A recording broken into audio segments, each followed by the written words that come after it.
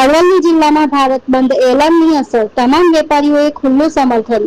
ભારત દેશના નામદાર સર્વોચ્ચ અદાલતની 7 જજોની બંધારણીય પીઠ દ્વારા SC/ST અનામતના પેટા વર્ગીકરણના વિવાદ ચુકાદાને રદ કરવાની માંગ સાથે આજે 21 ઓગસ્ટ ભારત બંધનું એલાન જાહેર કર્યું છે। ભારત બંધના અનુસૂચિત જાતિ અને જનજાતિ દ્વારા ભારત બંધ નિર્ણયને ગુજરાતના વિવિધ પ્રમુખ સંગઠનોએ ખુલ્લું સમર્થન અને સંપૂર્ણ ટેકો જાહેર કર્યો છે, જેના ભાગરૂપે મોડાસા, ભિલોડા સહિત સમગ્ર અરવલ્લી જિલ્લામાં સવારથી બંધને સફળ બનાવવા વેપારીઓ સહિત લોકો સ્વયંભૂ બંધ પાડી બંધને સમર્થન કરી રહ્યા છે। સાથે સંગઠનોના આગેવાનો ભારત બંધમાં જોડાવા અને સફળ બનાવવા લોકોને અપીલ કરી રહ્યા છે।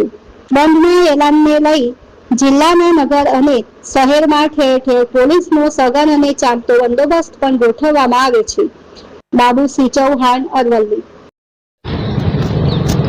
નામદાર સુપ્રીમ કોર્ટ દ્વારા SC/ST અનામતનું વર્ગીકરણ અને ક્રિમિનલ બાબતે સમગ્ર ભારત દેશનું બંધનું એલાન આપવામાં આવ્યું છે, ત્યારે સમગ્ર સાબરકાંઠા અને આદિવાસી ડુંગરી ગરાસિયા પંચ સમાજ દ્વારા, દલિત સમાજ દ્વારા આજે બંધનું એલાન આપવામાં આવ્યું છે। નામદાર સુપ્રીમ કોર્ટ જો ફેર વિચારણા નહીં કરે, કેન્દ્ર સરકાર, રાજ્ય સરકાર જો અમને સહયોગ નહીં આપવામાં આવે તો આગામી 13મી સપ્ટેમ્બર વિશ્વ આદિવાસી દિવસના રોજ ગાંધીનગર ખાતે ગાંધી ચિંધ્યા માર્ગે અહિંસક આંદોલન કરવામાં આવશે।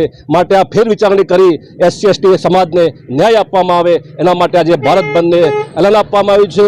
તમામ જાતના સમાજના આગેવાનો, તમામ નાના મોટા વેપારીઓ, તમામ લોકોએ સહયોગ આપ્યો છે, સમર્થન આપ્યું છે। માટે ફરીથી જ્યારે જરૂર પડે ત્યારે અમે SC/ST સમાજ ગાંધી ચિંધ્યા આંદોલન માર્ગે જઈ અને અમારા હક અને અધિકાર મેળવીશું, એમાં કોઈ શંકાને સ્થાન નથી।